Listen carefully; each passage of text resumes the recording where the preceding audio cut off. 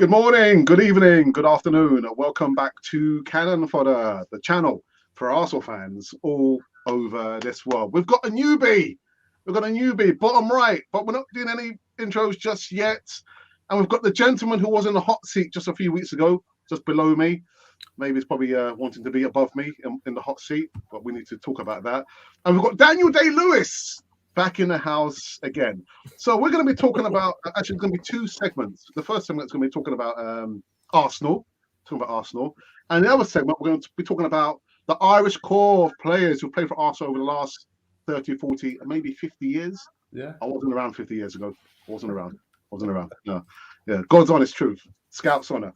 I wasn't around. But anyway, we'll get into this one on the other side of this music intro.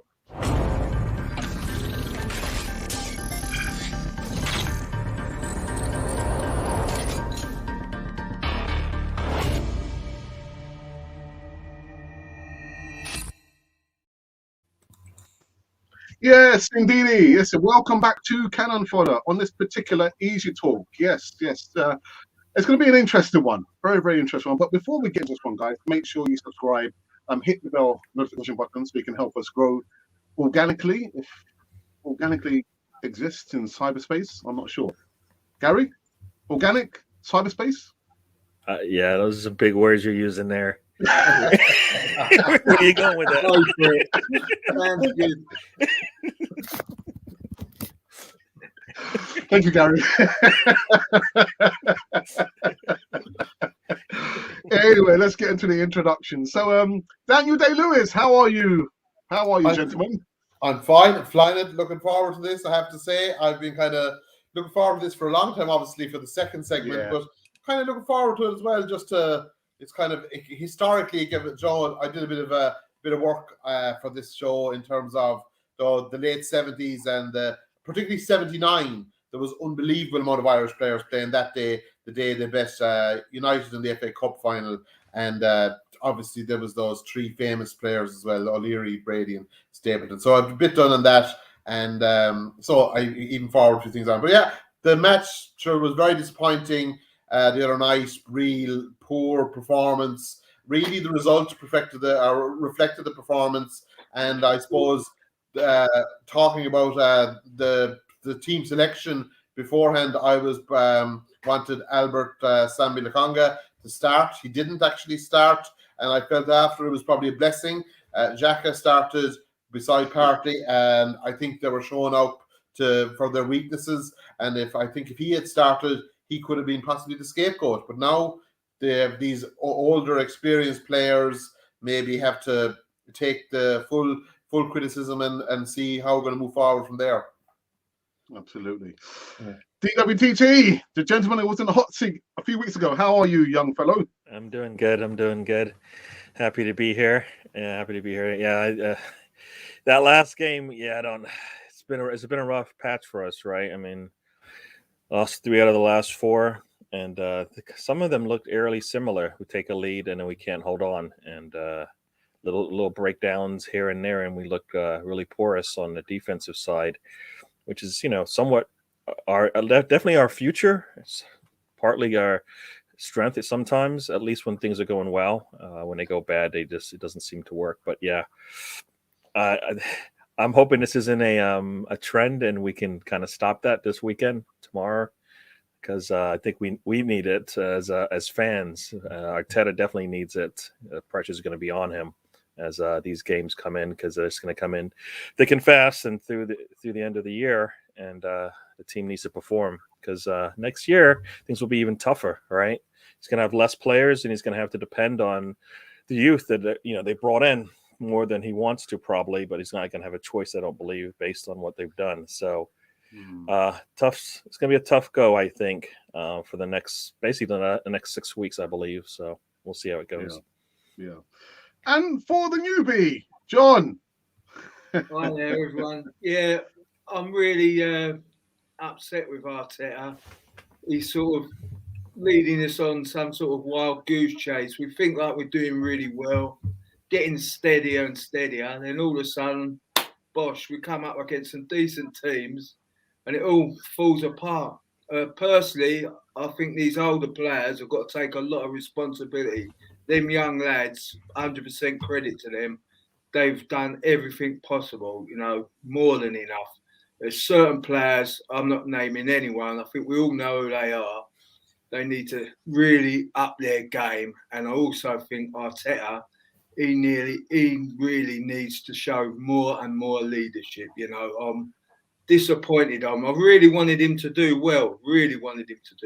All Arsenal managers, I wanted to do well. But, I've got to say, my faith has gone on him now. So I'm not sure what direction this team is going in at the moment, which is disappointing because we've got some fantastic youngsters, some real good youngsters, you know what I mean, that are going to be legends in my eyes.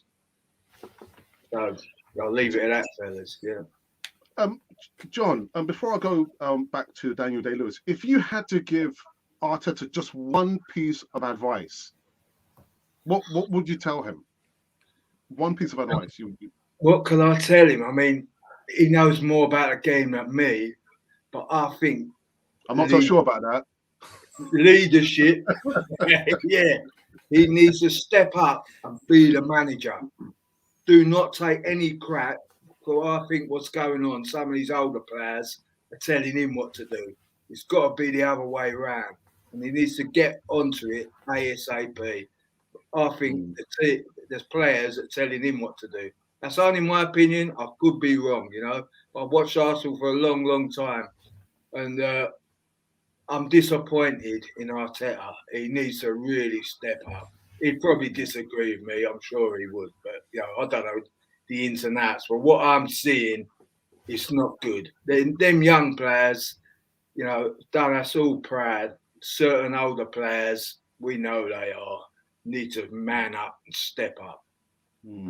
Same question to you, Daniel Day. One piece of advice you would one piece of advice. The one piece of advice I would give him is that you cannot coach everything. There are certain things, responsibility, ownership, leadership, things like that.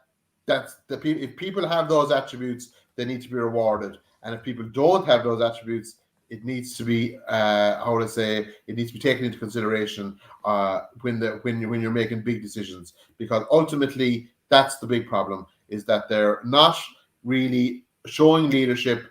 The players that are kind of essential to the whole performance of the team are going missing far too often. Maybe too conscious of coming out and saying, oh, my career is whatever 5 out of 10, or I feel I'm much better. Like, that's only playing to the media. That's like these politicians apologizing after they're with this wholehearted sincerity, and everyone knowing they're not really meaning it. No, the big thing is they need the big players to take ownership of the situation, and they need, as John was saying there, like good young players. Like, really, the other night, if you went through it now, and I'm not being too critical, but if you went through the performance and you went from 1 to 11, or we'll say the 11 start 15, and you were on a pass-fail, just pass-fail, not given 8 out of 10 or 6 out of 10, or pass-fail, you would really only say, in my eyes, Tierney played really well at full-back,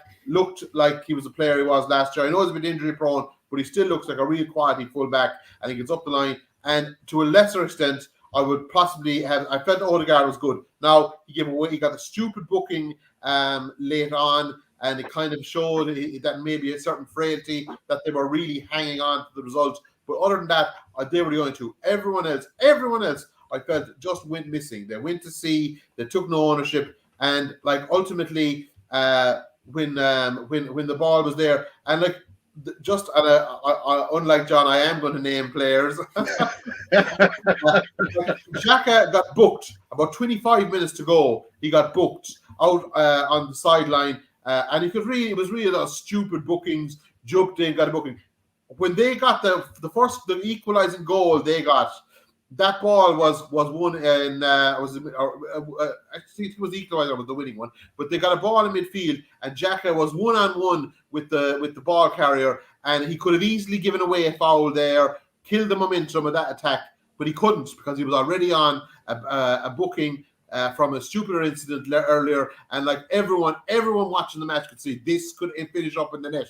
They were coming at speed, they were coming down the centre. They knew that if they ran at Xhaka, he nearly had to let him go past, and next thing the ball was inside the back of the net.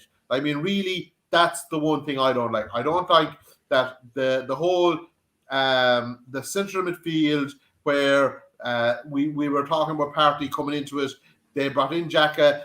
Look, I read someplace someone had a belief that if Xhaka had a kind of an aggressive and forceful midfielder, if Partey had an aggressive, forceful midfielder beside him, he would be Partey would be good foil for him, and your man would give him a platform to perform. When he had his aggressive midfielder, it turns out that aggressive midfielder is just aggressive, and it's a bit of mindlessness, and is too ill-disciplined, and then Partey didn't perform at all. So that's it. Like the ball being transitioned up the field from our defense to our attack, that's where we're failing. Like ultimately, we could have won that match. We could definitely have drawn it. You could have drawn that match. But if you did win it, it would have been another gigantic defensive performance.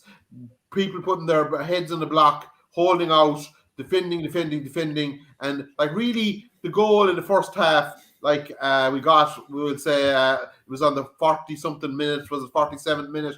We were like, that was totally against the run of play. But we were after getting the goal, we were going in at half time. Everyone could see that there was a poor performance. Like it was the end, there was a great opportunity to tell people to up their ante now with something to play for. But it never happened. It never sparked. There was never the kind of kick that you'd expect. Gary. Where did we? As I sat here listening, I was kind of getting all these thoughts in my head, and 3 words came up to me. One being trust, confidence, and eyes. And I can speak about each one of them individually, but I can speak about all 3 of them. But I decided I'm just going to pick on one. But I believe one, he has too much trust in some players, and he doesn't have confidence in all of them for some reason. But I figured, what I'll talk about is the eyes. Your eyes don't deceive you. What you see, what we're seeing, and what he's seeing don't seem to match. He's telling us that he sees certain things in practice, and that's why players get to play. All right. I don't see it for some of these players when they get on the pitch. So for me, my eyes don't deceive me when I see them playing out there. So maybe it's not translating. Maybe what they do in practice doesn't translate to the field, and I believe he needs to see that, because it's not working. Some of the stuff that he's doing, Partey does not look anywhere close to the man that we saw a couple years ago when he was in another club with a different shirt on. Sutton's I don't know what it is. Is he actually healthy? To me, I don't believe so. From what I'm seeing, Sutton's just not right there. Xhaka in that match, as we've said, towards the end of that game, he probably should have been out. He probably should have sat. Who comes back from that knee injury and plays 90 minutes in that type of a game where we were going to need to control that midfield, and we were having a problem doing it as the game progressed, and probably should have been one of the first players to come off, just because of his health. It was probably not a good reason to push him through 90 minutes in that match, especially if you're looking to use him later on in the season. I believe he was rushed back. Either he looked really good, but there's no reason to rush him back. You had decent cover. They finally do have covers from a lot of these positions now. Sambi has shown time and time again that he can do a job. He's not fully there yet, but he can make a case for being on the pitch. So that's basically the midfield there. Bamiyang, what are you seeing from him? Something's not right. From what I can see, he can't hit a shot unless it's going into the goal and he misses it. That seems to be the only way he's gonna actually be close to a goal when it goes in. So I think there's certain things that he's not seeing. Just use your eyes, because it's whatever's going on is not working. I think that is kind of he needs to do that, because I think it's real simple what needs to be done. I think he's got a lot of notes that he's taken over the years, and he's trying to follow those notes. But guess what? The players and situations in managing don't go according to the script. You're going to have to adjust to what you've got in front of you and what you can see. and I think he's still thinking that he's got everything right. And you know what, this is what a seasoned manager would see, and I don't think he sees it right now. He shouldn't. I mean, we're expecting things out of him in 2 years that most managers that we talk about maybe being good replacements have done for years. In different parts of the world, they've succeeded, they failed. This is a big job, and it takes a lot of eyes, and I think he needs more eyes. It's not, Maybe an unfair question, John. Would you give him until January to see an upturn, or do you think his goose has already been cooked? No, I think it'd be fair to give him to January, even the end of the season if he improves. But has anyone seen any improvement? This is the thing. We're sort of seeing bits and pieces. We're going a nice little run, then come up against the top 4 teams. Bam, bam, bam. We're not in the game. We just ain't.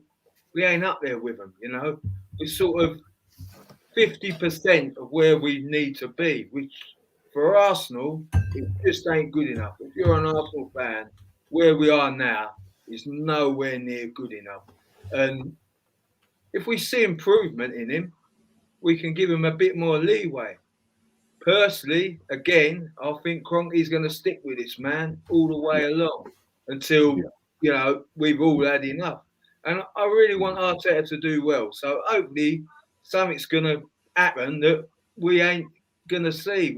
We're not seeing. But at the moment, I think all of us, we ain't really seeing Arteta's project happening, I'm baffled by it all at the moment because something should be happening now. Something. Well, I know you say you don't want to mention any names, so I'll mention a name for you, John. Aubameyang. If we drop, when we signed him, I was over the moon. Yeah. Him and Lacazette, I loved them. I could not say a bad word. I thought he was proven goal scorer, scores in every other game. Them two, like a dream team. What's gone on since the last 2 seasons? I do not know. I think, again, this is an Arteta leadership thing. And also, Auba has taken his foot off the gas, He's driving around in that lovely motor of his, up and down the road. To me, it looks like he's taking the foot off the gas. He's getting a lot of money. I could be wrong. This is my opinion. But as a player, you can't fault him. He's one of the best in the world, and he should be scoring simple goals like against Everton. I don't think he's got it off with Arteta. That's my opinion. Something ain't right in that camp. I don't know. That same old problem we've had with the players, all along. Something just ain't right there. I can't put my finger on it. I'm not in that camp, but you can see from the outside. We can all see something ain't right there, lads. You know what I mean?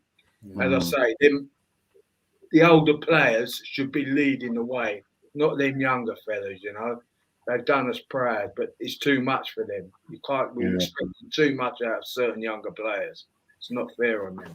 So would you drop Aubameyang, John? Would I drop him? Yeah. Me personally, I'd get on his case. I'd say, "What are you doing? You've got everything there. You can't tell that man how to play football or how to score goals. You can't. So something, I don't know, it's between him and Arteta. So it ain't going right there. You know what I mean? How can I tell him how to score goals? He's done it all these things. You can see in his mannerism, he don't look happy, does he? But, I would just say to him, have some pride. Come on. Remember your old self. You and Laka, you were the main men. But I think something has upset them along the way, beginning of the season. Go back to the beginning of the season. They weren't happy bunnies. Something has got into their mentality.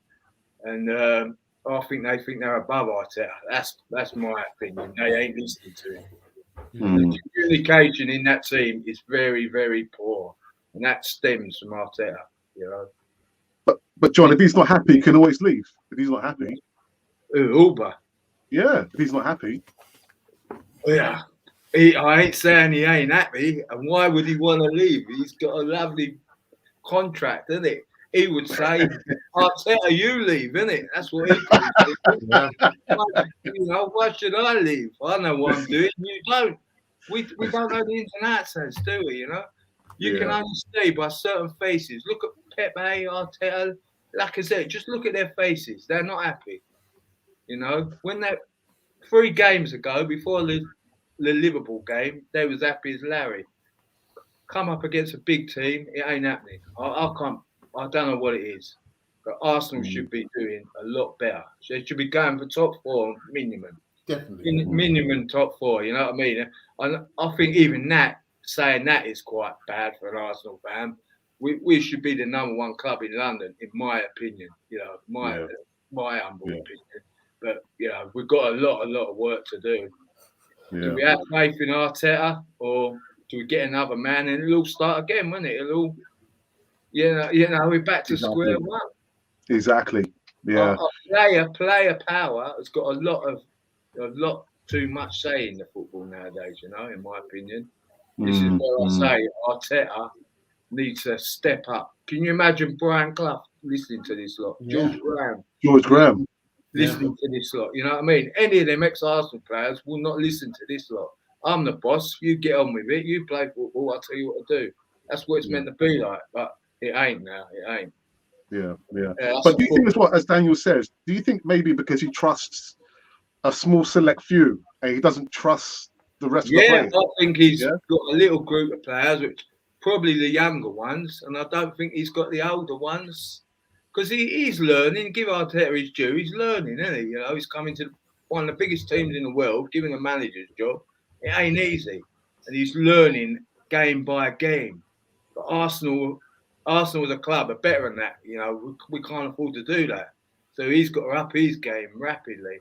But I think what Gary said is 100% trust, and I think he's got certain players in his camp, certain players out of his camp, and he's had this from day one with Gunduzi, up the road, and even come on Xhaka. Now I didn't want it. Granit Xhaka, I was gutted when he was put back in that team. I thought that was a totally bad move. He's a great player. He's gifted, got all that. I thought you were going to mention names, John. I put my name on that. Football-wise, I cannot knock him, but personally, I thought he was done with. I thought the club had done with him. They needed to get rid of him, but he's not. It is what it is, and he can prove himself better.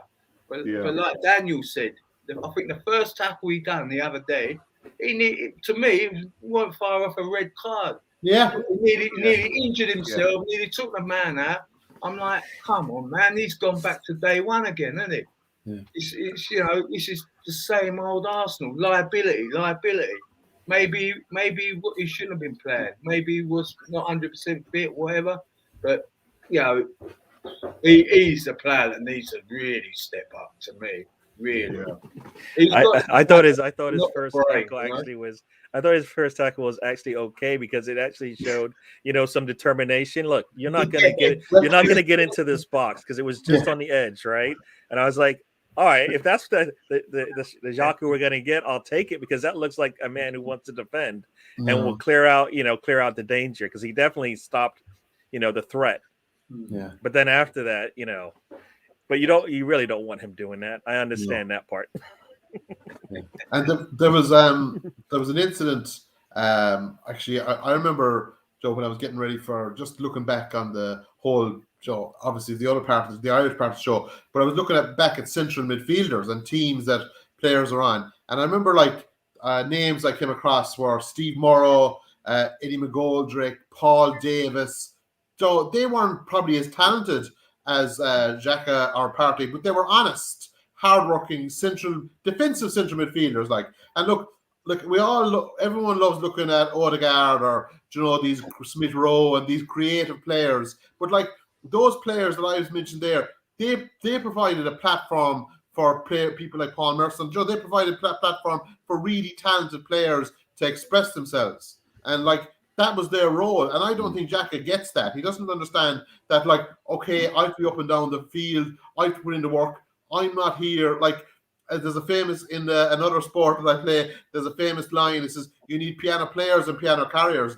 and he is strictly a piano carrier. Like he is not a piano player, and he want to get into his head, like that you have to stay going and keep going. And actually, John made a great point there a minute ago. I remember when Clough was in his last couple of years in Forest, but Roy Keane left from Ireland, went over. Now, I'm not a big fan of Roy Keane, I have to say, but he went over, and he was only at Forest a week, and they were going to play Liverpool at Anfield, and Clough said on the way on the bus, put him in, he says, put him in. And he put him in. He'd done about 3 training sessions, he put him in. And if you ask me, if Arteta had adopted that approach to Albert Sambi Lokonga, he'd be getting a better player, getting more out of the player, and you'd also be putting the old shot across the bow to the rest of them. Look at this player; he works really hard, he gets stuck in, he makes mistakes. Everyone makes mistakes. That's the nature of it. But Aubameyang is missing chances left, right, and centre.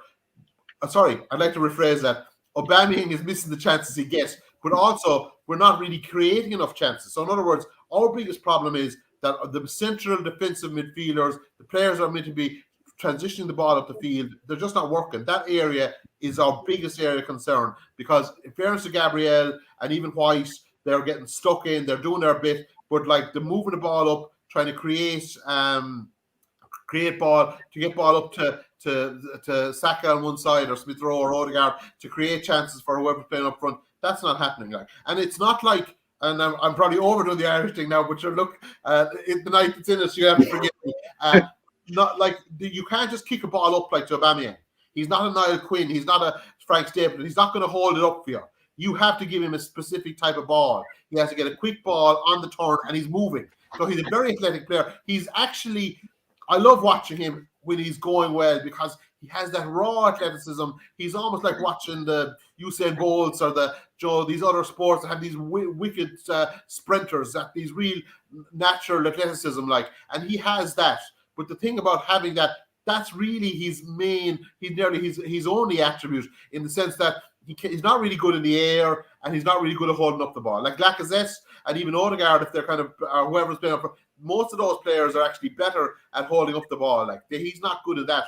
While actually, you'd have to say, like, it's funny actually that Eddie Nketiah came on the other night, and like he kind of plays that second striker role a bit as well. So if he breaks to the ball, like he's very quick, but like he got a chance one-on-one, a header late on. That was his chance.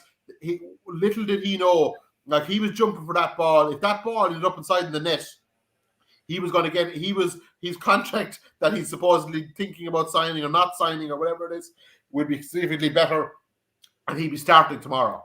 That's what that hitter. So he has to take a look at himself as well. Like this whole, I want to go someplace, I want to play. Like, I mean, you got a good chance, you didn't finish it. And people are always saying, oh, he's not like Ian Wright. If Ian Wright got that chance, he would have nailed it. No way. No way. These players are comparing themselves to players that have done it, have performed, won cups, won leagues.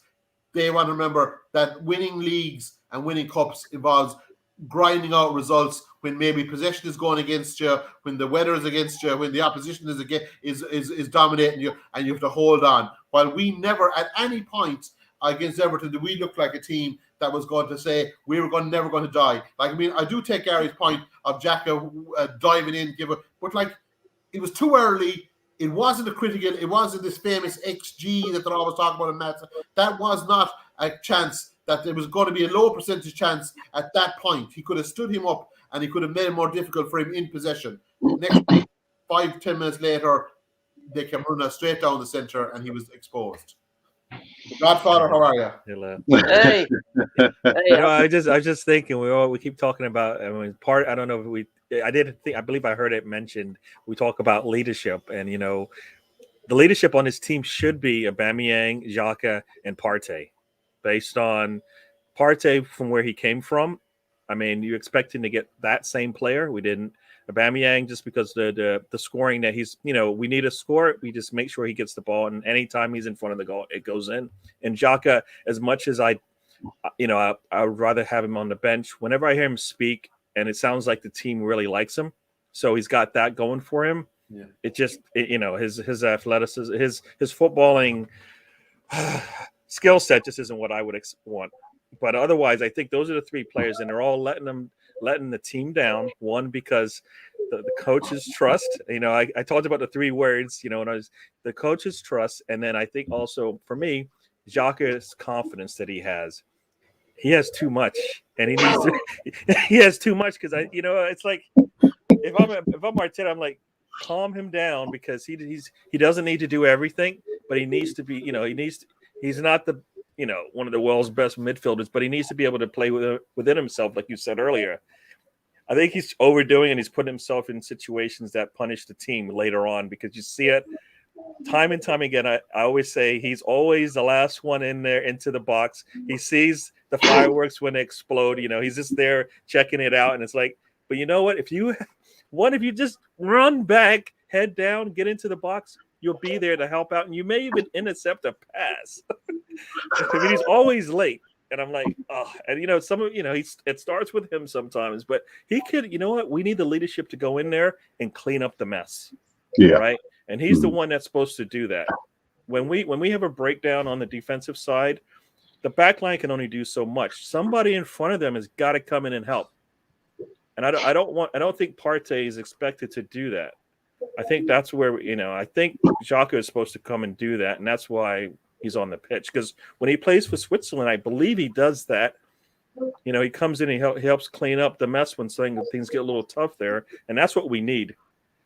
He can't do it. He won't do it, and we could bash him all day, but it's the trust that Arteta has in those 3 players that right now is holding us back.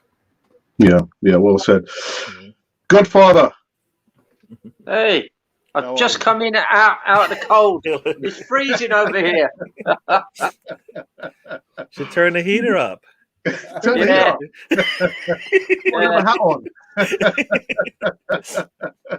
So we've just been talking about the Everton game, in particular, Aubameyang. Even though John didn't want to mention anybody's name, we end up talking about Granit Xhaka. Yeah, well, I mean, I've thought about it a lot, obviously, as most of us have. I think I'm just trying to kind of put some ideas sort of together that link lots of features, and why aren't these more mature, more experienced players pulling it out? And I do worry that we've got a problem with our manager in terms of I think this is speculation, but it's the only thread I can find that sort of makes sense. I think this business has got of overcoaching from the sidelines is madness. It's crazy, and he's not allowing the kids. I'm thinking of Tim's team, because with Tim, I always praise Tim, but Tim is really good because he says, you've got to get them to think for themselves, because in the heat of a game, in the melee of the game, you can't be relying on the guy on the sideline to tell you what to do. And it just seems so obvious that he's overcoaching them. And I think, and we've seen this in the past, I think there's trouble in that dressing room. When Aubameyang missed that goal right at the end, he had a look on his face that spoke 1,000 words. I don't think he and Arteta get on. I think if you stand up to Arteta or maybe say something he doesn't want to hear, then suddenly you're persona non grata. I mean, what the hell has happened to Lokonga? He's played so well, and suddenly we don't see him. Has he turned on Arteta in that dressing room? And I was trying to find a thread that kind of made sense of it all. And what Wenger did, Wenger was clever. Wenger, when we had problems like this, and we'd have them from time to time if people cast their mind back, Wenger threw it back onto the players and said, right, you're intelligent guys, okay? Where do you think the problem is? Can you work it out amongst themselves? And I've just heard Gary say there, absolutely correctly, straight down the line, we are not protecting our back 4. Okay, a lot of teams are playing back 5s now. We're playing a back 4, and you've got to have protection in front. I mean, my favourite 2 midfield players under the Wenger era, and we only had them together about 2 or 3 years, was Vieira and Petit. Yeah. And Stevie Bold turned slower than an oil tanker, but you never saw him have having to do that because the game was always in front of him. So all he had to do was time his interceptions. You never saw a fella run at him and turn him because we had a proper screen that did lots of other things, but they screened in front of the back four. So if we're going to do a back four, which is fine, do a back four, but think hard about how you're going to screen it. And Lokonga, I don't know if you saw tonight, it was mentioned that Man City are interested in Tavares. Well, you know, and that would be a disaster. And I did mention before the Everton match, maybe they should, instead of playing one or the other of Tavares or Tierney, maybe they should play Tierney, but with Tavares in front of him. Then you've got two really good left wing backs, one of whom likes to sort of go outside, one of whom likes to turn inside. So it shouldn't be an either or. You could play both. I want Lokonga playing. I think he's a cracking player. And in terms of Xhaka, see, I think Xhaka's clever. He's been around the game. He's not going to bark questions and fire comments at Arteta because he's earning too much money. So he's going to be that good boy who always does what he's told. And then we even had that. Well, what was the match? Was it Villarreal at home where we played him at left back? I mean, the guy is atrocious at left back, absolutely atrocious. And we very nearly sold him to Roma. So in one of Arteta's more lucid moments, he suddenly worked out maybe we should be selling this guy. And then he must have had a glass of vino or something and said, "No, I'll keep him. He's a good lad. He always backs me up in the dressing room." And the more you have a chance to step back and think about it, it does look as though something like what I've said might be going on. And certainly the more mature players, the more experienced players aren't pulling it out. And we've got these young kids who are running. I mean, Saka is run into the ground. They kicked him from pillar to post, you know. And I really wanted, I'm going to talk to people from a long way back now. We used to have a guy called Peter Story. And I remember we had a winger, fantastic winger. I'm still in contact with his daughter on Twitter. And George was a bit like George Best. He was 2-footed, but he was 5'6", and he was always getting kicked around. Apparently, in the reserves, Peter Story went over to him. This is just before the big double dip, and he said, "Look," he said, "if anybody starts kicking you, tell me, and I'll go after them." Yeah. What we needed was, if you're going to have that Godfrey guy, that was a definite stamp on our right back. Definite stamp. It was what you call, you know that they call it a no-look pass.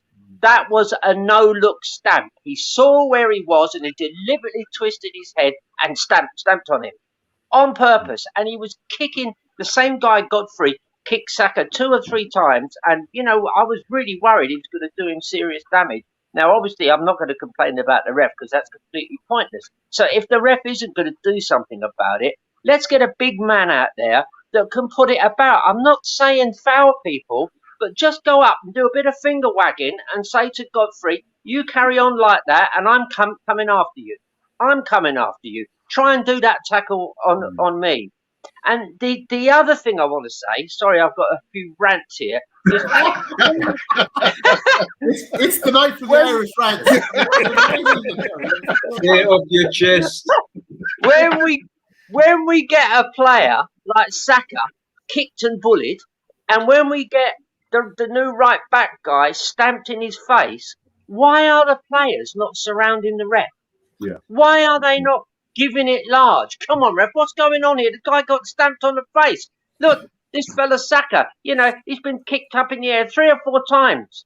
Why are they not doing that? Is it team spirit? It's all that look in Ober's face when he missed that goal. It was almost like he was saying to Arteta, "Well, there you go. I'm playing what you want, and that's the outcome." Yeah. So I'm sorry. I think there's I don't want to see Arteta go. I know Boris Johnson is probably got his marching orders if we want to bring it up to date. But I don't want to see Arteta go because I think he's got the makings of a good manager. But he's young. He's as green as grass. I think his back team aren't helping him.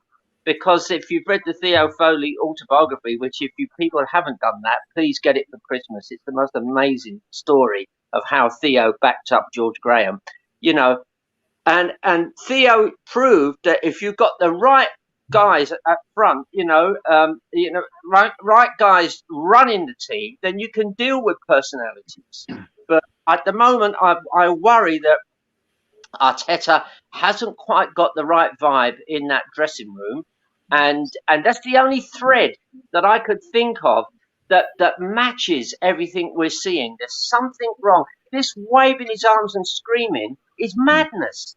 Yes, we all do it, but we're fans. We know the players can't hear us, and I'm sure if you were playing, would you enjoy somebody constantly screaming at you, do this and do that? No way. I'd be telling the guy, look, if you want it so much, here, you start playing. You've got to give people their head. You've got to give them a chance to play. And I do worry that Arteta needs to be taken aside by somebody who's been in the game a long time and said, look, we love all your ideas, but you're overcooking this. And if he's overcooking it on the sideline, then you can be sure he's overcooking it in the dressing room. So I think he's put people's backs up. You can feel that with Oba.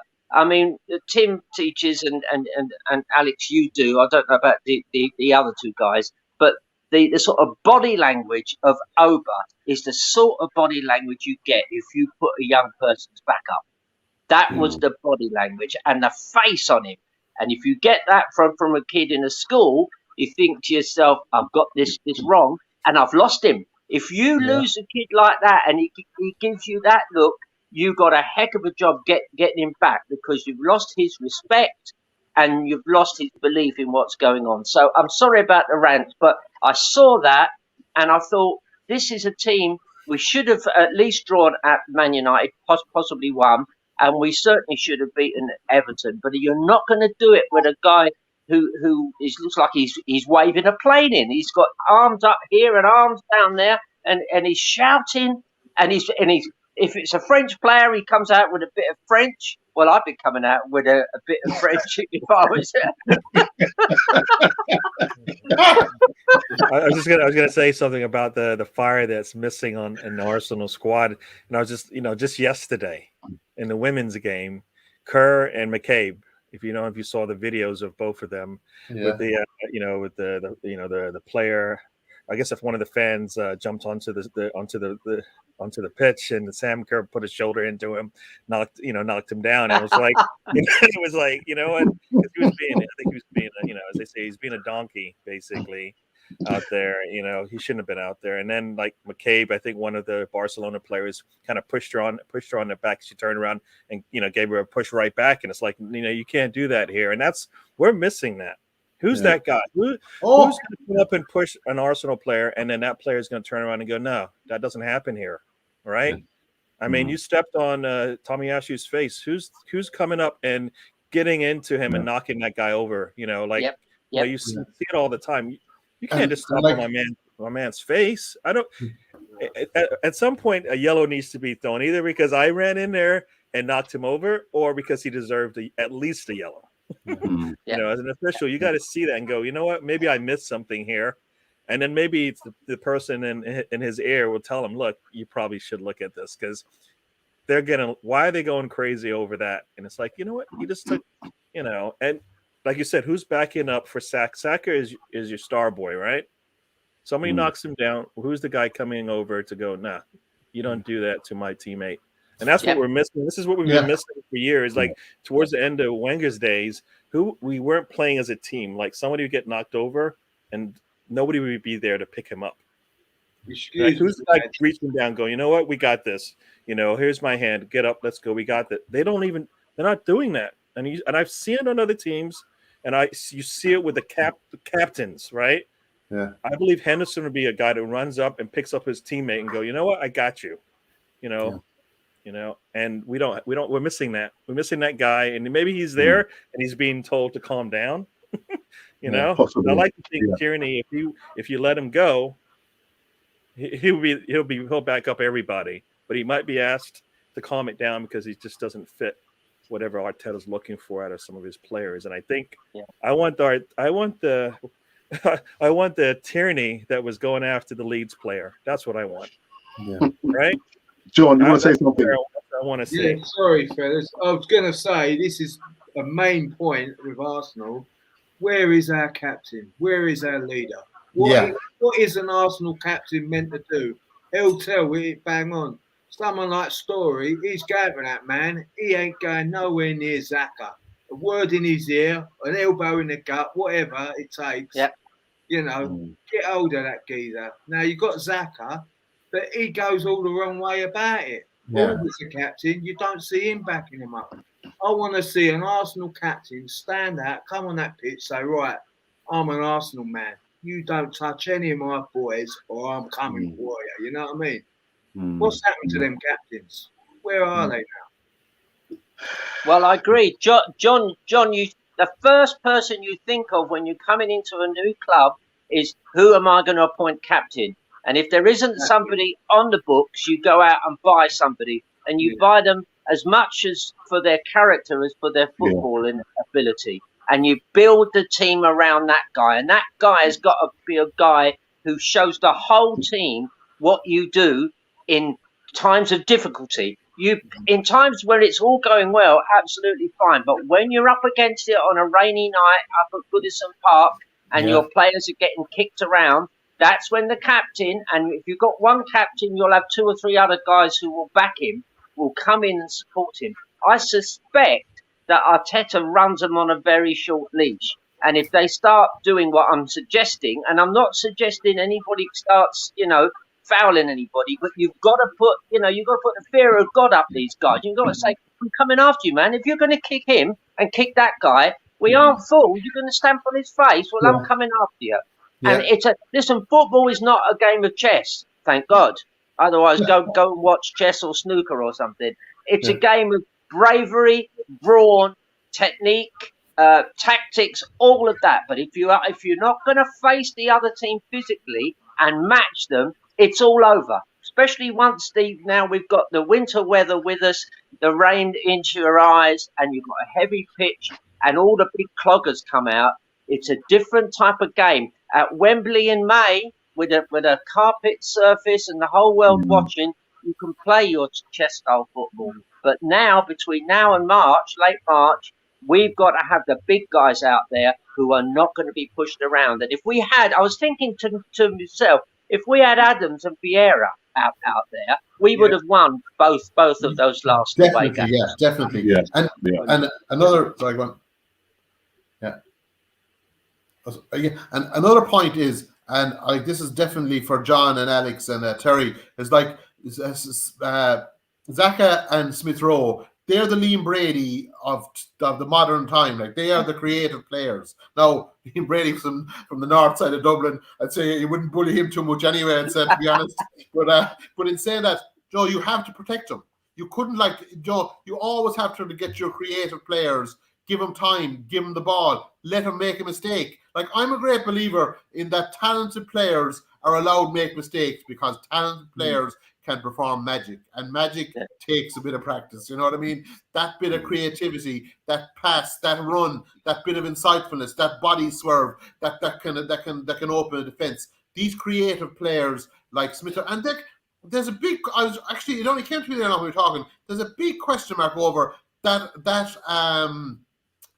the Everton performance. That if we had Vieira, and I don't mean a Vieira like a World Cup winner, I mean a Vieira forceful midfielder. That, like, I put it this way: if we had a Petit, forget about Vieira. Vieira was gold standard, platinum standard. If we had Petit, who maybe wasn't as up and down the field, but was a very good player in his own, but he was very aggressive while being disciplined. If we had Petit the other night, and if we were playing with 10 men, so I'm putting Petit in, I'm telling fucking Xhaka go home, I'm telling Partey go home, we'd have still won. We'd have leveled it anyway, because definitely there was no way that Xhaka would be bullied out on the sideline and a guy be leaving his studs down your full back space. That wouldn't have happened, because they'd have said, no, this guy is back and keep it cool, lads.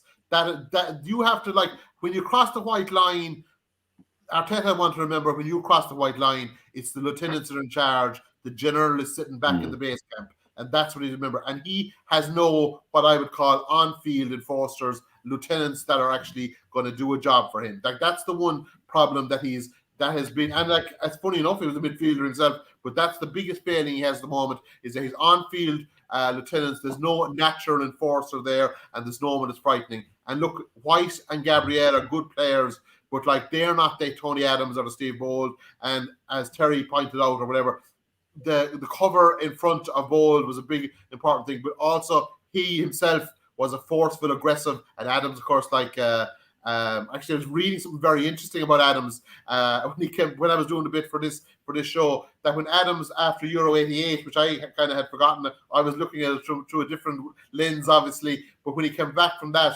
the English media were after him in a they were kind of scapegoating him for the failure of the English team in that tournament. And supposedly David O'Leary kind of had a chat with George Graham. Oh no, just keep picking him, he says, keep picking him. He'll definitely come right for you. And actually it turned out poor O'Leary himself was dropped at some that season. But that's it. But that was the type of player O'Leary was. He was kind of a thoughtful contemplator. And I'd say that kind of thoughtfulness, or maybe kind of articulate nature, probably was the reason that he fell foul of Jack Charlton in Ireland, actually, just to expand it out small bit further. But Adams, Bold, those type of enforceable players, Vieira, Petit, real strong midfielders, Gilberto Silva, these type of players that are kind of aggressive. You need one of those now, and you need them to mind your. Look, let's be honest, not too many clubs have creative attacking players like Smith Rowe and Jack or Saka, because they're very, they're young and they are creative, so they're worth an awful lot to Arsenal. Okay, sorry to interrupt there, Alex. But Tim, are these kind of players still around? These enforcers? Jordan Henderson is still there. Jordan Henderson is definitely still there. What's your man Rice at West Ham? He's definitely there. So, yeah. He's actually it hurts me to admit it now, but he is a good player. He's a joy. He's big. He's strong. He's aggressive. He gets the job done, and he's the only English player to come back from the Euros that actually is playing well. He's the only one. Whatever that party was the last night that he said he had to go home early from. He's shown or else he was the one that went to the party and the rest of them went home.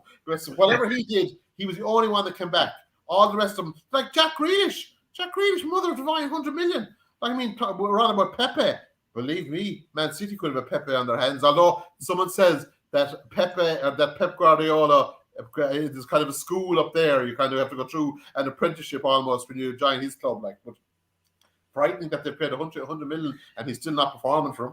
Yeah. I mean, it's crazy to think what if he was performing for them. Oh yeah, he's giving them nothing right now, and it's still number one in the in the league. What's even more frightening is that they were talking of getting rid of Bernardo Silva in the summer. So he was meant to go because they were talking rid of him. So we should have bought him, and we should have rang Mourinho and said, "Here, we'll send your man over. Send back a check sometime." Before I go into the live chat, I want a quick question to John. John, where do you think Arsenal will finish at the end of the season? This season, I think top eight. I wouldn't like to say where. I think they've got the capabilities to be top four. But January, who knows? January, they get a few more players in.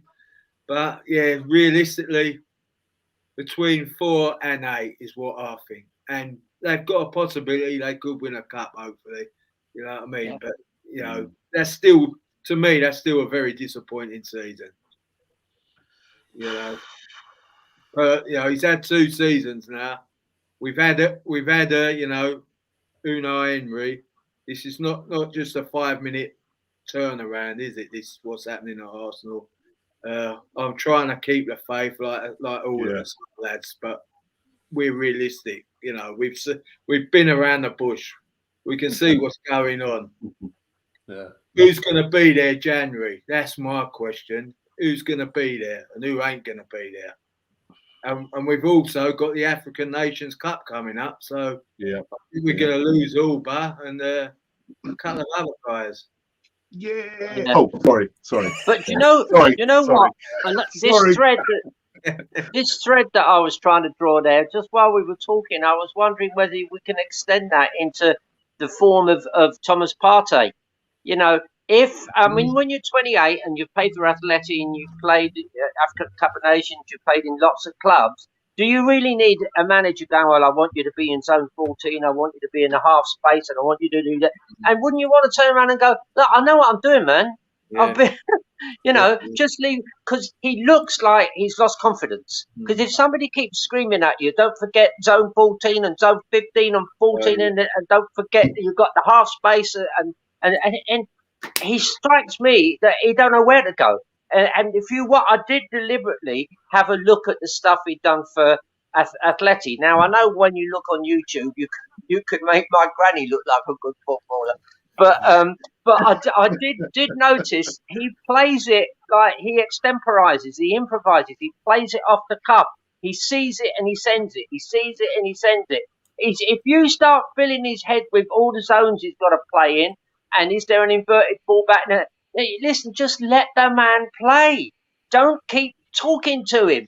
You get some people like that. Like some people in maths, they have to be shown every step, and others can go from question with about 3 steps into a really complicated answer. This is at degree level, and I'm beginning to think that Arteta is just filling his head with stuff, and now he's lost. Even his first touch looked bad, doesn't it? Whereas you look at him for Atleti, his first touch was wonderful. He shields the ball, he plays those vertical passes beautifully, and he travels with the ball. When's the last time we saw him in an Arsenal shirt travelling with the ball? And yet, with Atleti, he travels with it. Now, this is confidence, but my question is, what's the confidence problem? And I'm just beginning to pull the thread. I don't want to pull it until it breaks, but I'm just wondering if he's losing confidence because he's got Arteta buzzing in his ear. Do this, do that, turn this or turn that. And if I was him, I'd say, look, man, I'm 28. I've been around a bit. I know what I'm doing. Give me a couple of games without you screaming and telling me what to do, and we'll see what happens then. I looked at Partey's history, and last season, before he came to Arsenal, he actually played in the Champions League, which twice. The last 2 matches that he played were against Liverpool, and they won both of them. He played 90 minutes in both of them.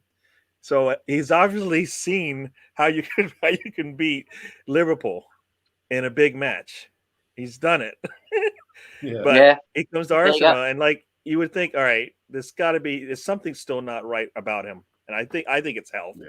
And it might be a little mental strain because of what they're asking him to do. But I don't think he's physically ready to be playing. But he's beat Liverpool, and he's come here and never even had a chance, in the matches that he's played. And that's why you brought him, because he was part of a team that was able to do that. Yes, the pieces around him weren't there, but we're not even getting some of that right now. I don't think we're getting some of that player that played on those teams right now. So it's a little disappointing there. So I think he's, like you said, he's definitely micromanaging a lot of his players. And I think I've always believed that they're thinking, and they're not out there playing football. You can't think out there, because guess what you did for 4 or 5 days before the match? You thought about everything. So now you have all the answers in your head, and now it just comes instinctively. When something happens in front of you, you react to it and you stop it. And now I think they're thinking about what he's saying over there, or what he might say. No, just go out there and play some football. Like you said, are they actually smiling when they're out there playing? No, they're not smiling. No. They're not enjoying their football, as some would say. They need to enjoy their football, because that's when you play, and that's when you give 110%, because you're having fun out there. It's supposed to be fun. Yeah. So, Brian Clough said football is a simple game complicated by fools. Arteta is a fool. Could be the truth, could be true. Yeah. True, man. True, John. Could be. Let me go to micromanage him, let them get out. Let them have some freedom. Yeah. Let me go to live chat. See a few comments here. We've got Sambo who says, yes, manager, we really need your help, sir. this season's we want to go Champions League. Can you imagine this squad in a Champions League? I don't think I want to. No, we're 10 players away from being competitive, much less being able to play in Champions League right now. I'm so glad we're not in that Conference League. Oh God, yeah. Well, you saw what the dog thought about it, right? Don't know if you saw the video of what the dog thought about the Conference League, and that's the quality of play that you get out there is a dog running on the pitch and deciding, you know what, this isn't that good. And he shows you what he means by that. It's the worst marketing I've ever seen in a league. We nearly ended up in that, so thank you, Tottenham. Thank you.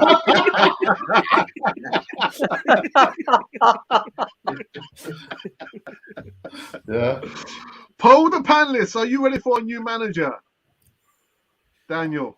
No, I don't think we're. I think we're not there yet. I think we have Southampton to come. We'll beat Norwich. It's a big match now. We have Wolves. I think it's in Man City. We have a couple of matches coming up now that I would class kind of. We're going to get a bit of momentum with Sunderland if we win the FA Cup or the Carabao Cup.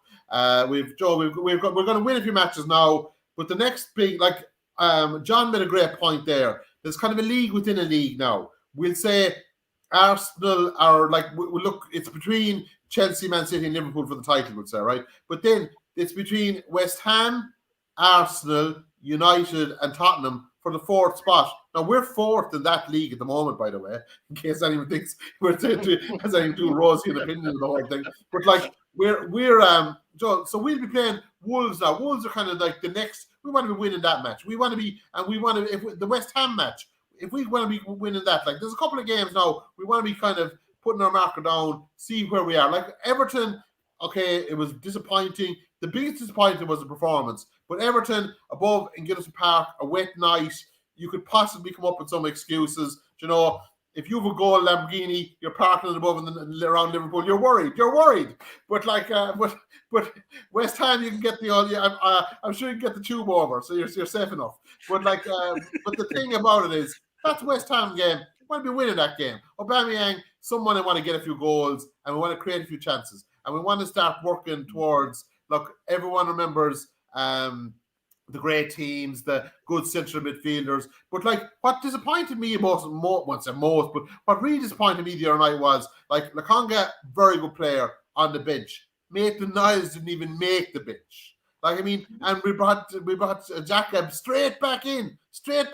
Could we not have given him a yellow card in the car park, told him sit down in the bus, we'll give you a shout in a couple of hours. Right, stop on the way home. Don't be worrying yourself. But we couldn't. It was ridiculous. And it's like Terry is saying, there's almost a bit of a placating. Oh, you're a nice lad. Brian Clough did not believe in nice lads. George Graham did not believe in nice lads. And look, I can't remember Terry Neal, but I'm sure John or Terry or Alex or someone will tell me. I'd say he was not a man for nice lads either. No. Yeah. Really says, evening, Gary. And evening, Alex, Daniel, and John. Of course, Elto, Original Godfather as well.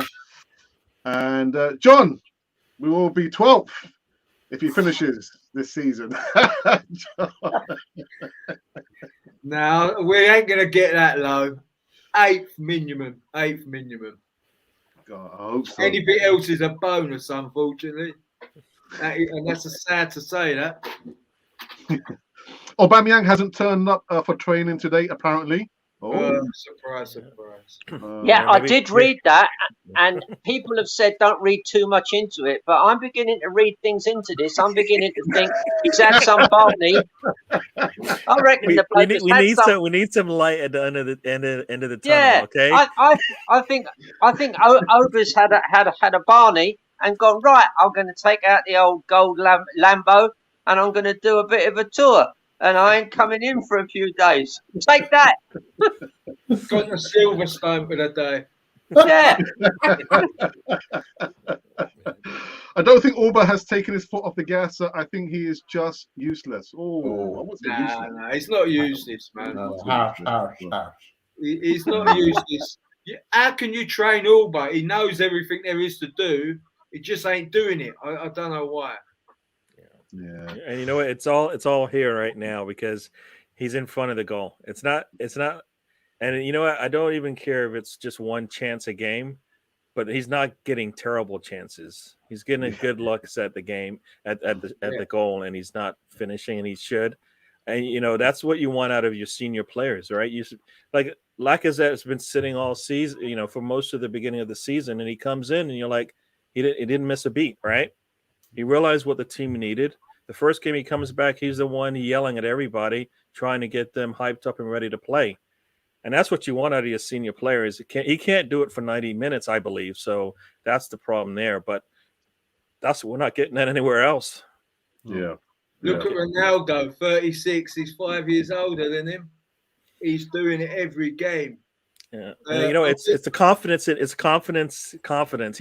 When Ronaldo gets on the pitch, I'm scoring. I don't care. 1 leg, 2 leg, it doesn't matter. I'm going to score. Exactly. 5 minutes, 1 minute, doesn't matter. I'm going to score. That's what I mean. Is it Alba or is it Arteta? That's Arsenal's problem at the moment. Do you know, John, it could be a bit of both because Alba with his golden Lambo and his funny haircuts and funny clothes, he's obviously thinks he's the bee's knees, and then he's got a manager who's giving him jip and telling him do this and do that. I often think if you compare, say, football to, say, tennis, people like Roger Federer are multi-millionaires, but even in his later years of his career, he will still go out and sweat because he wants to be a winner. Yeah. Lewis Hamilton in motorsport racing is a multi-billionaire, but he will go out at the weekend and try and win. Above all else, he'll risk his life to try and win. And those are the people you want.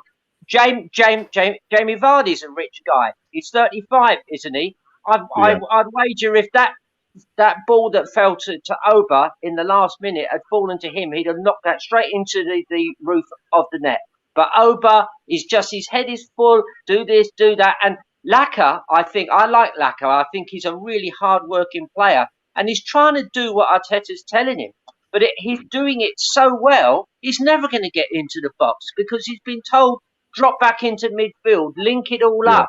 And by the time he's done all that, and our progression of the ball through the middle third is atrocious, and then nothing's coming out beyond him. Nothing's happening.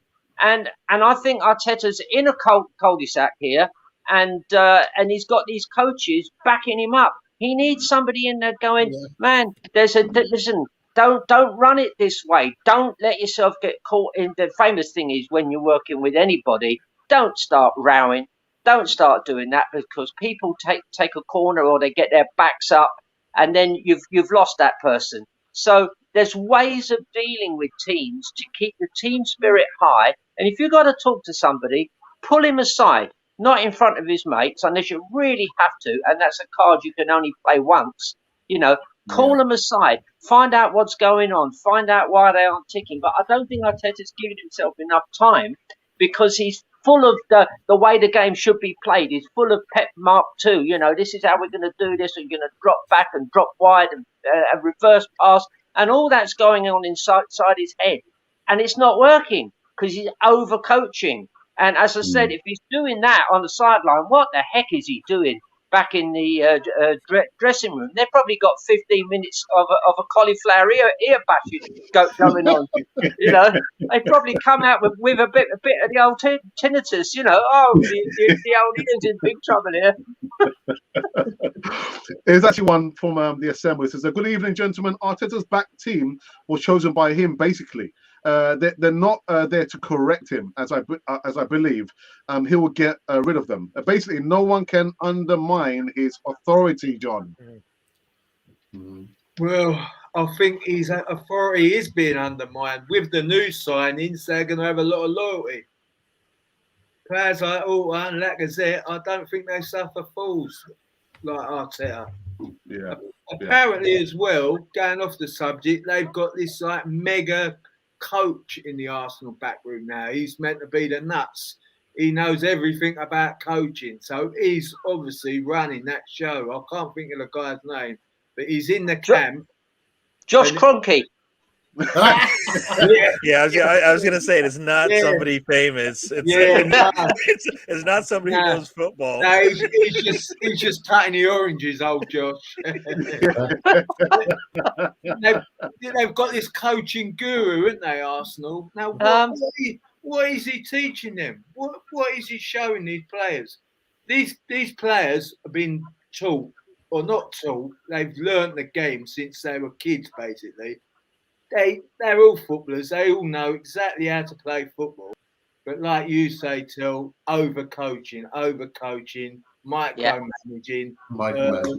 Something's and just... I think, lads, we should leave the last phrase on this thing to Tim there, because he's the guy that is the real coach, and he's a fantastic coach. Tim, you said to me before the final, we've done enough of this. I don't want to fill their heads with any more, because they're not going to do it in the final if I start shoving new ideas into them at the last moment. Oh, and there's a great anecdote actually, Terry, about that I don't think I've ever shared, but I'll share with you tonight. I'll be kind of out, our games, be out, you were telling moving lads around and letting them off than you would do. But my fellow, another guy, Alan, great friend, great organizer, he works with me, but he said, Tim, come back, he says, they keep roaring at you, the opposition, they keep roaring at you. He said, they want you off the field. And I said, what? And I'm pretty much deaf, like I'm blind now as well, as it turns out, but I'm pretty much deaf. And I said to Alan, well, sure, if they like roaring at me, let them keep roaring. I can't hear them. So I'm a bit Arteta-like in the sense of that I kind of draw. But what Arteta does, which is completely wrong, is that he just should kind of tee it up and send them off. Work race, commitments, practice your skills. That's all they should be told to do. They shouldn't be told. Mind zone 14A and zone 13D and transitioning the ball. That should not take place on a Saturday. You've Tuesday, Wednesday, Thursday for all that. You let it out and you judge on what you've seen. Because look, the likes of Martinelli, the likes of Saka, the likes of Smith Rowe, these are creative players. They're going to make mistakes. You cannot be overcoaching them. You're trying to build up their confidence. If you had a disciplined performance, lads working hard, and players in central positions kind of providing leadership, older players providing leadership, and I think John made the most valid point that was made tonight was there was no leadership. Our fullback was bullied the other night. Our creative players were being, definitely targeted, and there was no leadership. There was no captain willing to say, no, we're not tolerating that. That the whole era of the great kind of Vieira, Petit, Gilberto Silva, the Tony Adams, Sol Campbell, all these big aggressive players that set the tone. There was no one there wanting to fill that mantle. And remember, those players had played on bad days as well. They had to perform on days when maybe things didn't work out as well. Okay, sorry for talking to Alex. Sorry. Right. So what we're going to do, we're going to start with the second topic on a rather extended Easy Talk. And my visitors are still here. They'll have to wait. We've got to wait. So we're going to be talking about our favourite Irish players. And Gary, I'll go to you first. No, I'm joking. I'm only joking. I'm only joking, Gary. For those that are out there in the back room, I was telling Alex, I'm like, I think I might be here just for the front row seat so I can hear what they have to say. I know we got some really knowledgeable fans here around me, so I'll be cheering you on. Yeah, no worries. So I put this photo up till before you came in. Just a few players that form the Irish core, and I asked a question: who's between Sammy Nelson and Pat Rice? And I was told some story. Yeah, that's hang on, let's have a look. Between Sammy Nelson and Pat Rice is John Devine. Oh, John Devine. Sorry, John Devine. Yeah. Right. Yeah. Okay. Who wants to start off first with the? If you don't mind, can I don't want to hog it now. And stop me, Alex. You have to stop me now. Right? Go for it. I'm going to go for it, right? was a young boy, 1979, moved to Scariff, was completely out on my own. Didn't know anything about football, didn't know anything about sport. I was 5 years of age. My two neighbours told me, watch the cup final. You have to watch the cup final. United are playing Arsenal the cup final. And I said, who do we support? We're Arsenal. We support Arsenal. And that day, you had Jennings in goal. Sammy Nelson and Pat Rice were both full-backs. David O'Leary was the centre half.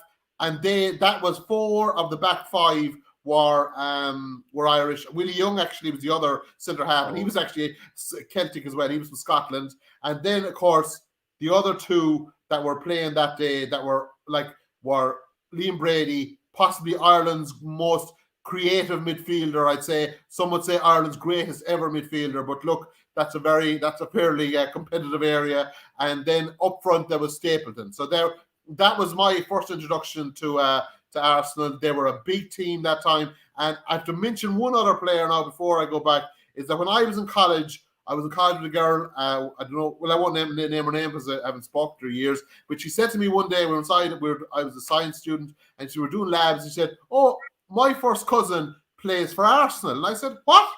What's your first cousin's name? She said, Martin Keown. And no word of a lie. That Martin Keown was her first. He was from Galway. His mother was from Galway. I know he's a full English international, but he always made the point that when he came to Galway, it was all Arsenal, and next thing it stopped being all Arsenal all of a sudden. But that was my first introduction to Arsenal, was that 79 Cup final. And of course, then in later years, Quinn came in. Quinn was the darling of the Irish fans. They loved him. He was a big, strong centre forward. I think played in a League Cup winning team in '87. He was actually a hurler, played in an All-Ireland minor final against a good Galway team. Scored a great point the same day. And of course, that was the other one. And then there was lesser lights then, I suppose. What's his name? Was a very good Steve Morrow. And Eddie McGoldrick was the last real Irish player at Arsenal. And I'm going to stop here on one last little tale. There was one other Irish Arsenal player who had really very little success, had very little, very relatively short, successful art career, but he was involved in 2 notorious incidents.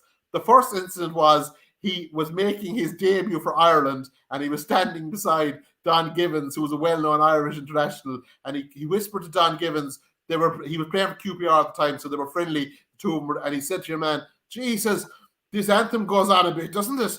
Or he says, whoever they were playing, he says, their all anthem goes on a bit. And Don Givens turned to him and said, this is our anthem, he said. The Irish anthem. And the same player, Terry Mancini, the same player, when he was with QPR, right? And he wanted to go to Arsenal, and he was valued at 15,000. And the chairman of QPR wouldn't sell him. He immediately tripled his price. And your man wanted to go. He wanted to play for Arsenal. And coming off at a league match one day, he turned around to the chairman above in the stand and he mooned him.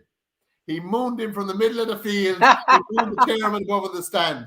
And if with Alex's permission, there is a poem that inspired a poem. Will I read the poem, Alex? Go for it. There's one slightly rude word in it. The title of the poem is Terry Mancini's arse. That's the only rude word. All the rest of it is perfect. And the poem is Terry Mancini's claim to fame happened after one league game. People often ask how come he opted to display his bum. What on earth was in his thoughts when he bent down and dropped his shorts? Did this Cockney centre back decide to do it for the crack? Though many there did darkly speak of balding Terry's massive cheek. Women fainted, children screamed as Terry vertically beamed. And suddenly a surge of vomit, like a brightly coloured comet, down the stony steps cascaded, till fans up to their ankles waded. Many hardened fans go white, and what they saw that dreadful night. And Terry, one of life's great blokes, because it became the butt of many jokes. And that's Terry Mancini's arse. Not quite Mancini or how would I say W.B. Yeats, but an Irish poem. Peter Golding, I think, wrote it. He's an Irish football commentator. Oh, Did brilliant. he Sorry, get to I'm go? over you now. Did he get to leave after that though? He did. He went to Arsenal. He played for about 2 seasons, did he? In the mid-70s, did. Terry. I remember him playing a lot, and they played him in the reserves a lot as well. So, in fact, if you combine his little escapade of dropping the shorts with Sammy Nelson, it looks like the Irish Arsenal players have got the whole market cornered, really, in showing their backsides. No, the bit that strikes me as quite funny was, Tim now, and I helped him a bit, but Tim is the under 13 hurling coach, and the team he coached are now county champions. So this is a big number. This is like being the best team in Kent or Sussex or somewhere. Absolutely amazing. And what they do in hurling, they have. I suppose it looks like an extended hockey stick. Okay, it's made of ash, or normally made of ash, and they have a ball which is a bit like a shrunken football, a bit bigger than a tennis ball, and made of leather, and that's called a schlitter. And when Niall Quinn was playing for Arsenal and Pat Rice was there, they'd obviously both played quite a bit of hurling. So after the game was over, there was no such things as warm downs in those days, but apparently when all the crowd had gone home, Niall Quinn and Pat Rice used to go out onto the pitch, stand at opposite ends of the pitch, throw the schlitter or the ball up in the air and whack it. And that's half the joy of hurling. It's a phenomenally powerful sport. But of course, if you keep doing that for any length of time, it's going to go over the stand and into the gardens. There's a place called Benwell Road at the back of Arsenal, and there's a lot of roads around there, where the ball, Gillespie Road and all those places, Avenel Road. Every now and again, these strange-looking schlitters, as they call them, would arrive in people's back gardens, and being like mostly Londoners, they'd go, "What the hell's this?" And they'd look up to see it must have dropped out of an aeroplane or something. I've no idea what it is. So I always think that's funny, as a story. But yeah, I mean, I've followed obviously Arsenal for a long time, and we've had lots of Irish lads, second generation Irish lads playing. And they always had a fantastic spirit about them. One quick story I'll tell you. I was in Dublin where my brother-in-law lives, and his next door neighbour is a guy called something Flanagan, Jim Flanagan or something. And Jim comes in one day, many, many years ago, and he says, he said, "You're a bit of an Arsenal fan, have you?" I said, "Well, you could put it that way, yeah." He said, "Have you ever heard of Dr. Kevin Flanagan?" I went, yeah. He played for Arsenal in the early 50s, man. Yeah, he did. He played for Arsenal, and then he played wing half or whatever for sort of rugby. And he was an athlete, and he was an all-rounder. And then he was a GP as well. He said, "That's my uncle." Isn't that a small world? Or it could have been great uncle. I'm not sure. I'll have to check with him. But this guy, so he couldn't believe that there he was with this bloke. And he mentioned, I think Kevin Flanagan only played about maybe 10 or 15 matches for us. But I'm one of those guys, I'll read all the books, and I don't try to sort of memorize it. But if you're interested in the club, it sticks, doesn't it? Yeah. So, and then one quick story I'd love to tell people. And this is such a fantastic match. Obviously, none of us are old enough to have gone and seen it, but the week before the Man United plane crash in Munich, which is in 1956, I think, the crash that nearly took the life of Sir Matt Busby. It did take the life of some of the best English players coming through, like Duncan Edwards. And Bobby Charlton just about survived it. And of course, 10 or 11 years later, the remnants of that team won the European Cup. First English team, not first British team, but first English team to do it. But I was talking to a man in a village that Tim comes from and my wife comes from. His name is Eamon Long. And Eamon and I were chatting a few years ago. And he said, I used to live in Highbury. Well, of course they did. If you walked around Highbury back in the 50s and 60s, it was chock full of Irish, including my parents and Tim's parents, I guess, maybe in the 70s and 80s. And Eamon said to me, he said, I was at that match. Now, this was the score, right? It was it was they were sharing a goal apiece, 1-1, 2-2, 3-3, 4-4, and at the end, Man United won it 5-4. And he said to me, I see he was probably a neutral, but he said it's one of the most exciting matches I have ever seen. And when you go to Ireland, you will meet so many supporters of Arsenal, Man United, Liverpool, not many Tottenham, but but it's fantastic.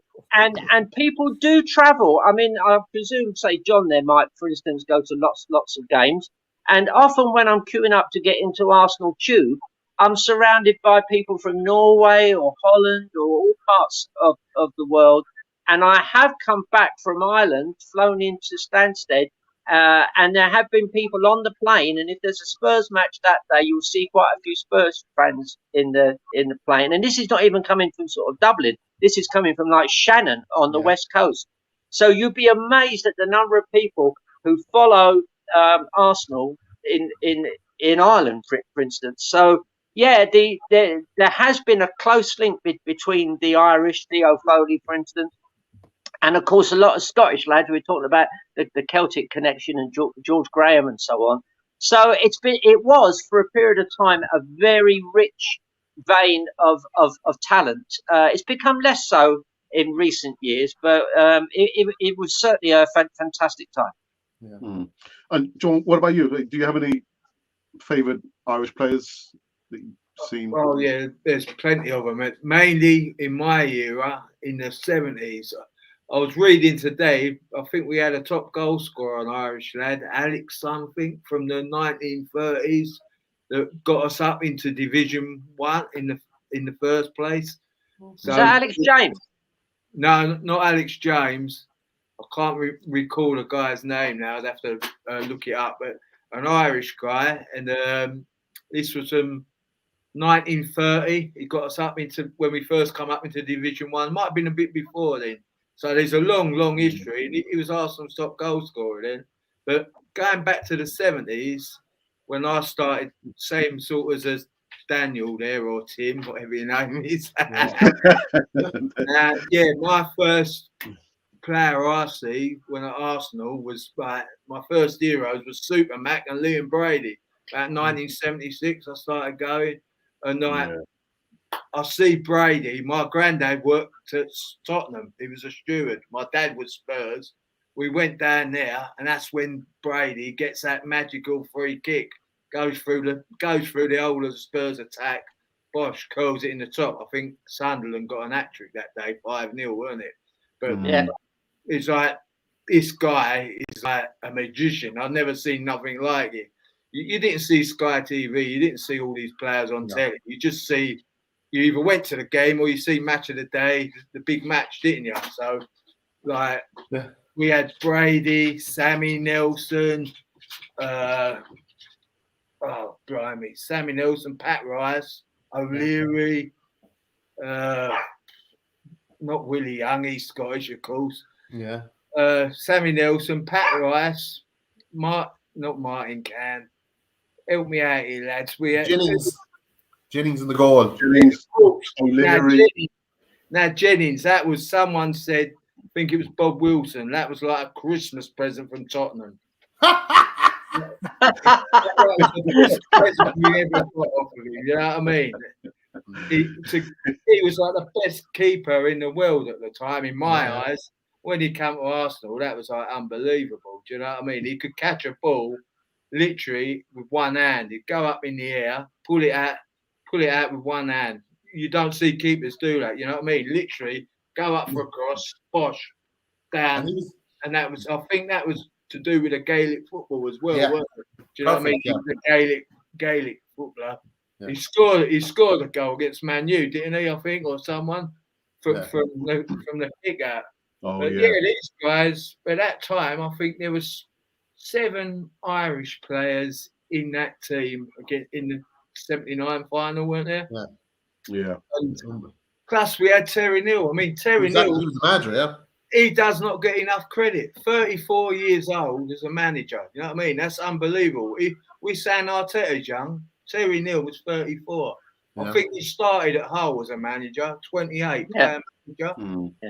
Went to Spurs. Unfortunately, he didn't get him relegated. He kept them up, didn't he? Then he came over to Arsenal and he brought old Big Willie with us. And I think, was it Steve Walford he brought with him? Steve Walford, yeah. Steve Walford, yes. A long while back, my memory's sort of gone. But when he came over to Arsenal, I don't think he hit it straight off because he had the Spurs coach with him, Will Frostrom, weren't it? And I think when Don Howe took over, that's when it really kicked in. Yeah. And from what I can make out, Terry Neal was like the brains behind the outfit sort of thing, the sort of, the president of Arsenal sort of thing. Yeah. Don Howe was the man that got the players ticking. Do you know what I mean? This is where Arteta's going missing. He seems to all be doing it himself. You don't see a number 2, do you? Who's else than Arteta? I don't know. But yeah, Terry Neal. John, I'll make you right there because I was going to say there a bit earlier, but it links with what you're saying. Strong managers or strong leaders appoint strong deputies. Exactly. Right? And we many of us are in a situation at work where if you've got a weak leader, they're so panicky they appoint a weak deputy. But if you've got a strong manager or strong leader, they'll appoint somebody who's strong and may well look at life a little bit differently and look at the game a bit differently. But that's grist to your mill. That's good stuff. That's what Arteta lacks. He needs somebody. I keep looking at, is it Stuyvenberg or Steve Brown, who keeps looking at him like with these lap dog eyes. And he's looking up at him. He's I've had dogs that are more aggressive than him. He's looking up at him like he worships him. I want somebody to tell Arteta, you're wrong, mate. I'm sorry about this, but you're calling it wrong. Well, to be fair to that guy, he's probably learning himself, and he don't want to upset Arteta. Do you know what I mean? No. There's not enough experience there, is there? Do you know? With that Terry Neal, Terry Neal and Don Howe, they thrived together. They rubbed each other up the right way. Got the players ticking. Do you know what I mean? And going back to the Irish lads, there was 79, 80. The next season after, somebody said Ireland beat the best team in the world when we beat Juventus. Most of that team were the World Cup winners. When we beat Juventus in the semi-finals of the Cup Winners' Cup, Juventus had never been beaten at home, never. And I think we had, including Terry Neal, 7 or 8 Irish lads in that. I've seen a post saying that Ireland versus the World Cup final team, which was more or less true, wasn't it? Do you know what I mean? At that time, we had so many Irish lads, and it was good for down Holloway Road. You know what I mean? They loved it, didn't they? And Highbury, everything. Well, to be honest, if you walk into most of the Irish pubs in Highbury, Finsbury Park, Holloway Road, Caledon, all around the back there, nearly, I reckon, 90% are run by Irish people. Yeah, and you're going to meet Irish landlords. The Tollingtons, they're Irish people in there. The what's that other pub? The 12 Pins, Irish people. The Gunners, Irish people. The Arsenal Tavern. And you'll meet, obviously, you'll meet a mixture of fans, but there's still a very, very strong Irish supporters contingent there. Yeah, just not many Irish players now. Where have they all gone? No Irish players. There's no Irish players in the top half. John, do you remember?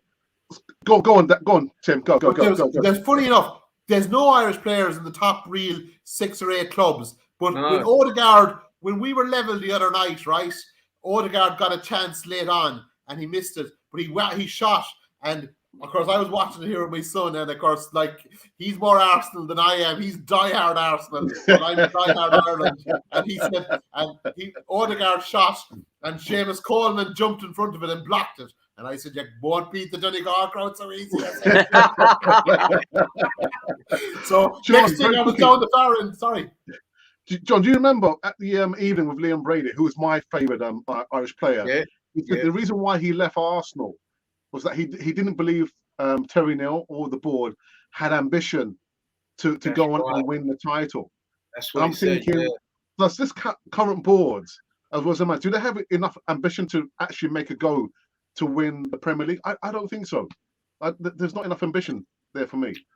And I think it's just a money thing with Arsenal now, unfortunately. If we divert, I think Kroenke's happy ticking along, making whatever he makes, and he just let Arteta, whoever, run the show until it's unattainable. Do you know what I mean? As long as he's getting his dollars worth, he don't care, Kroenke. That's my opinion, but I'm not. Well, John, Kroenke's on record as saying, I didn't buy Arsenal to win trophies. I bought them as an investment. Yeah, exactly. Which is a sad state of affairs, you know what I mean? Yeah, absolutely. We need money to stay afloat, of course you do, but I think most fans in any team, they just want to see a winning team or a team that's performing. They're not bothered about the bank balance or the bank account, you know what I mean? They just want to see go out and perform, especially if you're going to the game and paying £100 a ticket or you're a season ticket holder. You want to see a performance, don't you? Do you know what I mean? Yeah. Guys, we've got to wrap it up. Got to wrap it up for an hour and 35 minutes. And it's been wonderful actually having John again. I haven't met John. Thank you. Yeah. Oh, you sat behind me, weren't you, John? I've really enjoyed tonight, lads. Thank you. Brilliant. It's been a pleasure. Daniel Day-Lewis, as always, really good to have your thoughtfulness. Really good. And Eltel, was your godfather, man?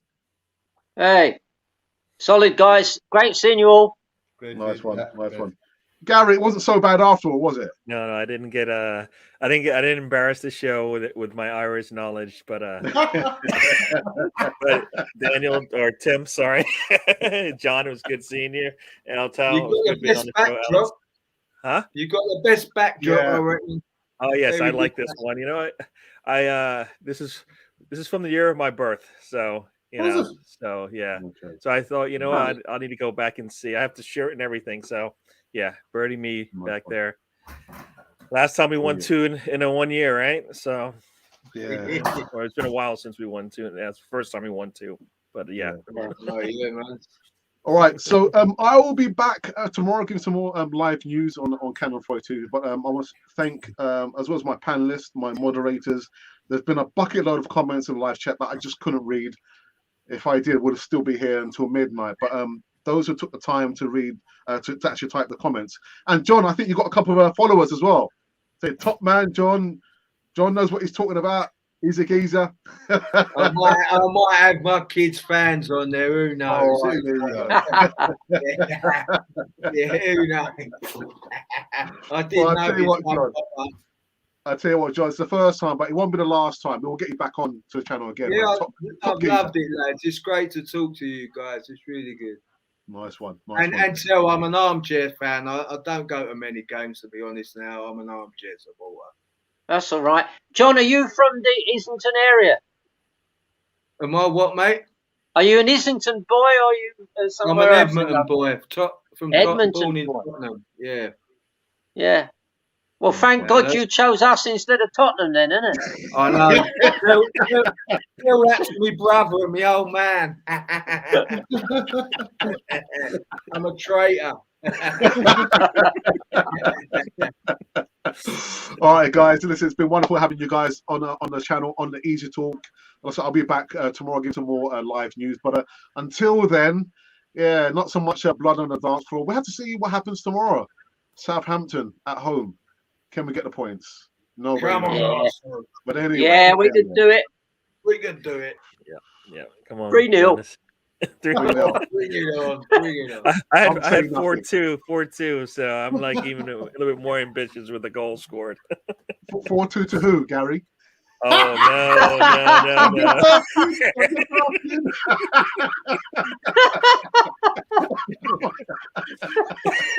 See, this is where we are. 4-2 doesn't even sound like an Arsenal score anymore, does it? 1-0 to the Arsenal. That'll do. I've got to tell you a quick one before you go. the school keeper at the school I was working at, when we beat Tottenham 5-2, and the school was full of Tottenham supporters on the staff, every time a Tottenham supporter walked past, I said to the site manager, "Hey, Simon, what's the time?" He said, "Tell, 5-2."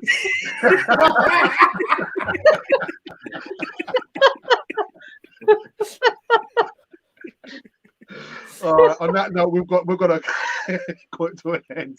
But anyway, guys, thank you again, and Thanks, you've been Alex. listening to Cannon for the channel for Arsenal fans.